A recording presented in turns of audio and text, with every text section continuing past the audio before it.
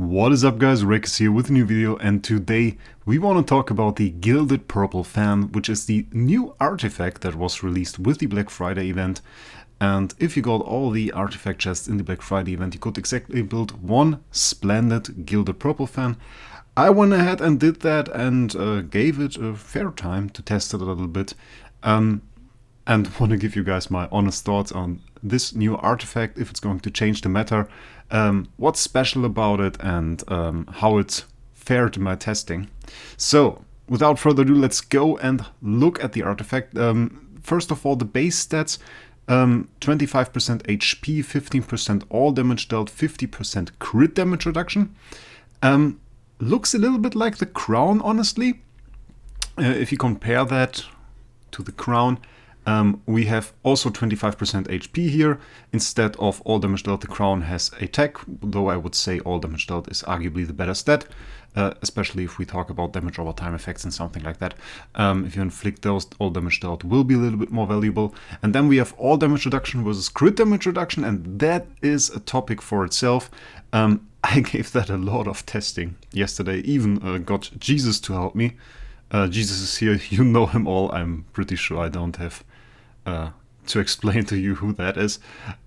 We tested it a fair bit. He had a wonderful Mockman with with a crit damage reduction bonus stat, and my first initial idea was the way crit damage buffs work. Like if you have 50% crit damage reduction and let's say a bonus stat with 20% crit damage reduction, well, the question is how much crit damage reduction do you have? And the first thought that passed my mind was, yeah, well, 50 plus 20 must be 70.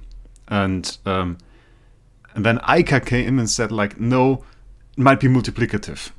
And at that point we were basically lost, because how would we know if it's multiplicative or additive or what it is, and how they even implemented crit damage reduction. So we gave it a fair bit of testing, and to keep it short, the results were that you can reduce crit damage with it, which makes sense.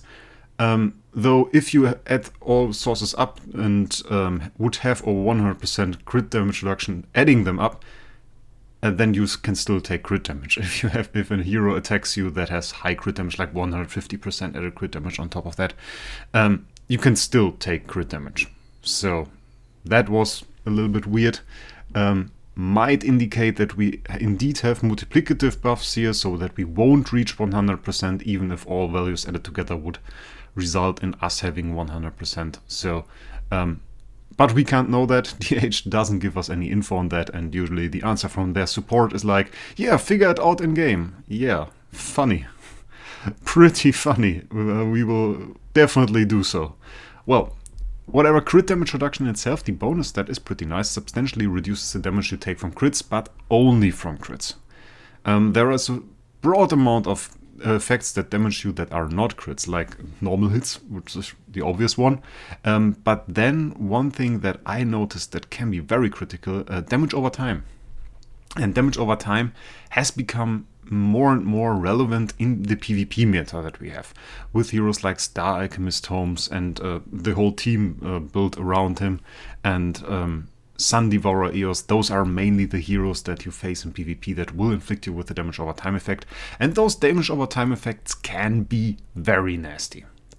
But against heroes like Mockman, against heroes like SFX, even against Aspen or LFA, reducing the crit damage they can inflict is really huge, and most people build those heroes to do crit damage, to crit with their attacks, and to get all the damage benefit that is in there, because it is a valuable damage benefit. So crit damage reduction itself has been a rather rare stat. If we take a look, there aren't too many sources of it. One source that comes to mind is of course Shelter. We decrease the crit damage received here. The next source are the bonus stats. If you have a hero and that after B minus, basically B minus or better, then you can get crit damage reduction here as a bonus stat, and the higher the awakening tier of your hero obviously is, the higher also the crit damage reduction stat that you will get, up to 20% at SSS tier, and it is quite substantially stronger at S and above than it is below that, but we get up to 20% from here. And the last source basically that we have in the game is in the Galactic Tree. It is one of our star spawn. The Warrior star spawn gives us crit damage reduction 18%, and if you have a Warrior in your team that you want to get the crit damage buff, then it is an additional 50%, so up to 27%. And that is about all that we get in terms of crit damage reduction. And some of those sources are passive, like the star spawns will always be active if you have it, so that is pretty nice. If it's you can consider rolling for crit damage reduction bonus stat. I don't really prefer it, I have to say. I prefer having regular damage reduction. That works in all cases and not only if it's crit. So crit damage reduction is really like a secondary thing in my opinion. Still a pretty valuable stat, and we get quite a lot. 50% is quite a lot. It's the highest crit damage reduction stat that we have in the game. Gilded Purple Fan is the biggest source of crit damage reduction that we can get. So we have a substantial HP buff, we have a pretty nice all damage dealt buff, and we have crit damage reduction with a pretty huge crit damage reduction buff stat, the biggest one in the game basically. And now on top of that we have the extra effect, Overclouding. At the beginning of each battle or each round, if self shield strength is 0 or lower than 30% of max HP, restores the shield strength to 30% of max HP. If self has a shield, reduces self all damage received by 50%. So those are basically two effects. The first effect is if it's the beginning of a round or the beginning of the battle and your hero doesn't have a shield, that is at least has the strength of 30% of the max HP of that specific hero that is carrying the Gilded Purple Fan, then this hero will receive a shield of the strength of 30% of your max HP. So basically at the beginning of your of the round, your shield will regenerate to at least 30% max HP. And as long as you have a shield, you take reduced all damage. So you have all damage reduced. This stat was called all damage reduced. If we take a look at Crown, it's still here. It's still called all damage reduced. Here it is all damage received. They are not really staying true to the wording, but it is the same. Basically, 50% all damage reduced as long as you have a shield. And it really works like most of the other effects, like Defire, like everything. On every single hit your hero does, it basically checks whether this effect is active. So if, for example, a Ferrocene Vessel, which does multiple single hits, attacks a hero with Gilded Purple Fan equipped, then the first 3 hits might just take off the shield, but as soon as the first 3 hits took off the shield, the next hits will no longer be reduced by this reduced all damage received and will do full damage. So you really want to have your shield active at any given point when you have a hero with Gilded Purple Fan, because you really will notice that they start to take more damage, a lot more damage, as soon as that shield breaks. That is also a difference to Crown. Crown basically starts with 50% all damage reduce and it has no condition. Your hero just gains 50% all damage reduce, but the disadvantage is every single round that passes, this all damage reduce will decrease by 10%. That of course means that after like 6 rounds, there will no longer be all damage reduce provided by this stat. This stat of course is permanent. So this obviously puts those two artifacts in 2 different positions. The initial amount of health that is protected by Golden Crown is higher. Because all of your health is basically protected by 50% all damage reduce on turn 1. While with the Gilded Purple Fan, you only have those 30%, this 30% shield that's basically profits from this 50% all damage reduce. And as soon as that shield breaks, your health is basically unprotected, which isn't the case with Crown. Then again, in itself, having a shield can be positive. Some effects that trigger on dealing damage don't trigger when you just hit a shield because it will show up as 0 damage. For example, Ithaca won't provide any damage over time effects. If the enemy has a shield, Ithaca hits the shield and doesn't break it, then there will be a dot applied, but that dot will not actually do any damage because that is considered 0 damage. On the earlier rounds, I would always say Crown is better, but as the longer the fight goes, the all damage reduce from Crown is becoming lower, and then Gilded Purple Fan can really shine. So let's just hop into a fight and see how that artifact really works. I would suggest we go into PvP. I think we are going to attack Xipiot here, good old friend from Utopia, Wasp Paragon, Xipiot, and I prepared this team. Basically, we are just going to send in a single SFX, which comes with some disadvantages. Because obviously it would be cool to test a team with 6 heroes with Gilded Purple Fan, which might just be the next meta. We don't know it yet. We have to see how teams develop when we get a second Gilded Purple Fan, a third, a fourth, and so on. And that damage will spread a little bit. That is the nice thing if you have multiple Gilded Purple Fans, because now it will be focused on our SFX, which means every single hero is going to hit SFX and will break the shield sooner or later. If we had like 6 heroes, well, some of those heroes wouldn't hit SFX all the time, so the shield would last longer, it would regenerate at the beginning of a turn, and we would be able to take more damage. And just saying that, the regeneration aspect of the shield is really something that makes it great. You just basically regenerate 30% of your life at the beginning of the battle.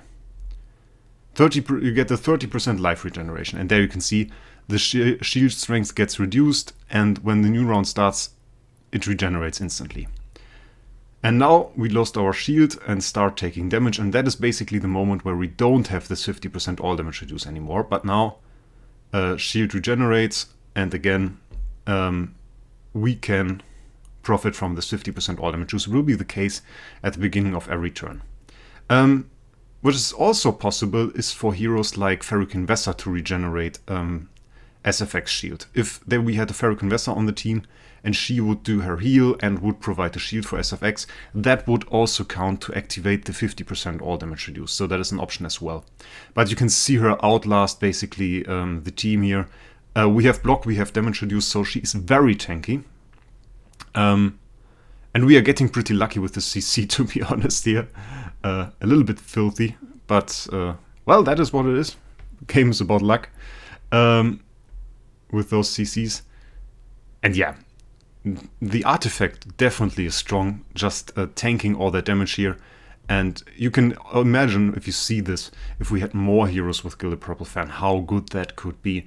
To spread out the damage a little bit, to regenerate this 30% shield any round that we fight. And we could just outlast 11 rounds here, obviously with the huge hero that is a 130 million power SFX. Shouldn't be underestimated, but it is indeed very strong. And there are other options actually to give a shield to your heroes, not just Ferric Vessar, as I said. Ferric Vessar, by the way, doesn't profit from the crit damage reduction at all. Ferric Vessar can't be crit, so no crit damage reduction for her.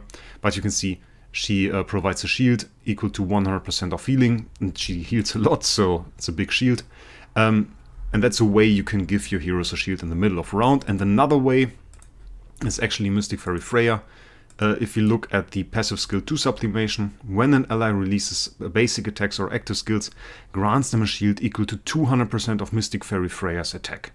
So that is also pretty nice. It's a nice added shield on top of that, and we have other heroes that provide shields. An early game option, if you are a whale and could get an Gilded Purple Fan, and you are in the early game, then one option is certainly Inosuke. If we take a look at this basic attack, gains Sword Wind Shield with a strength equal to 60% of the damage, and then we get attack increase. But we gain a shield with the active and the basic attack, so we have the option here to have an early game hero that can get a shield with every single attack, and of course profit from the regeneration from the Gilded Purple Fan. So I could fully imagine Inosuke becoming an early game option that might be very competitive even against strong heroes like Eloise. Other hero, of course, being Fiona. Fiona just gives every single hero in the team a shield when the battle starts, equal to 1500% of her attack. I don't see her being PvP meta, but it's just something that I considered and that I thought about, and I thought I would share it with you guys. And the last option that I figured out to give all your heroes a shield is Nemean. With his active skill, Also grants 4 random ally heroes a shield equal to 30% of its HP, and increases holy damage by 40%, damage reduction by 20% for 2 rounds. So not only do you get a pretty sizable shield, but you also get damage reduction and holy damage. And Nimian is really a nice combination with the Gilded Purple Fan. Though it should be said, the shield that you get, it will trigger at the beginning of a turn. At the same time the fan actually triggers. So the shield that you get here, you would have otherwise gotten from the Gilded Purple Fan. So in reality, might just not be as valuable of a shield gain as you might think. The damage reduction, on the other hand, pairs fairly well with the shield, and is obviously very nice to have if you want to go for more defensive option. And we might do that. We might see sustain teams in the future, and this will be very interesting. Let's, for the fun of it, just take a crown and do the same test we just did with the Gilded Purple Fan again versus Xipiot's team. Which is, by the way, I think it's not set up for PvP, by the way. I think that's still the Dominator team. Oh no, it's not the Dominator team. It's the Dominator team and the SFX. It should be a Dominator setup, because we actually did Dominator today on his account, and he cleared it. It was pretty cool. Pretty smooth clear, I have to say. I'm always surprised by the strength of Starving Jara. You can see his Starving Jara is hitting like a truck. That's just insane. If you could double CC us here with like an Aspen or something, bam! There is the hit. Just turn 3 and we are already dead. With Gilded Purple Fan we reach turn 11. With this we reach turn 3. Obviously that's not like, okay, Crown is dead, build Gilded Purple Fan. That is not the right mindset here. They both have a place. They both have a situation in which they are good. I can fully imagine Star Alchemist Homes team staying with Crown. Of course, later on, it's good to have a Gilded Purple Fan, but for a Star Alchemist Homes team, the early turns, the first 1 or 2 turns, are really what determines if they survive against a burst team or not. Not how much damage reduction they have on like turn 8. They will have enough by then. If their cost is still active by then, they will have damage reduction from Aranea, they will have damage reduction from, all damage reduction even from Mystic Fairy Freya, and will be very much so sad. So I could imagine both artifacts finding a place in the meta on different teams, and I'm very eager to see if Gilded Purple Fan in PvP can compete against CC teams. Because we have strong CC teams with Starving Jara CC, which with the team that I used last time to win IDA champ. We have strong options for CC, and usually sustain teams are very slow and very vulnerable to CC teams like mine, or like the double Rogan Jara teams that we see in the meta with the Jara course and everything. Can I imagine that? They have the power to outlast. But I feel like it will be quite hard. I am pretty interested in seeing how it will fare in PvE. I don't really have any place to test it right now. Void campaign is still cleared. Hollow is cleared. We didn't get the second part of it yet. I will get 6 copies of it. We will build some teams. I will show you guys some teams, and we will see what it can do. Adding some all damage reduction to it with Mystic Fairy Freya, with like Aranea. I can imagine that being good. Maybe not in the classic Star Alchemist Homes team, but certainly in some other teams. Surprisingly good design, I have to say. I really like this artifact. I couldn't find any bugs that I have seen here. I'm still not sure how they integrated the crit damage reduction. It's a good artifact with early game, with mid game, with end game users. So it's overall just a good artifact everywhere. As I said, you will be a little bit vulnerable to dot, because damage over time effects trigger at the end of the turn, while you regenerate your shield at the beginning of the turn. And if all the enemies attacked and broke your shield, and at the end of your turn you don't have a shield, you won't profit from the all damage received to combat the damage from the dots. So that is really a disadvantage for this artifact. But overall, I can see it work in the meta. I can see it work in maybe a sustain team, maybe even a Panda team. I would love to see a Panda team with Gilded Purple Fans. That would be very interesting. Maybe we'll make that happen. But for now, what do you guys think about this artifact? Do you like it? Did you get it? Do you plan to get it? If you plan to get it, by the way, that's something I nearly missed. Good that I got that. I imagine this artifact will be handled like every other artifact before, and it will take forever to be available to free-to-play or low spenders, because usually in the next events they will give it to people that spend like 200-300 euro on the event, and then there will be 1, 2, 3 chests, and it will become easier to get in the future, and maybe in the next 1-2 months they will slowly phase it so that you can get it with less spending, and at one point it will be available for free-to-play. There will be like one artifact chest that free-to-play can reach, and usually they take about 10 to 11 months till they introduce it to the Glorious Relic shop, and this is really a long time. This is really a long time. We just recently got Melodic Strings. It's like 1 or 2 months ago we got Melodic Strings, and this was released last year around the same time. So yeah, this will take forever. And it also took forever for Melodic Strings to reach the regular artifact chests that are just in every event, and not those event artifact chests that look the same but are a little bit later in the events usually. So if you plan to get one, I imagine sadly it will be quite hard. But you can try anyway.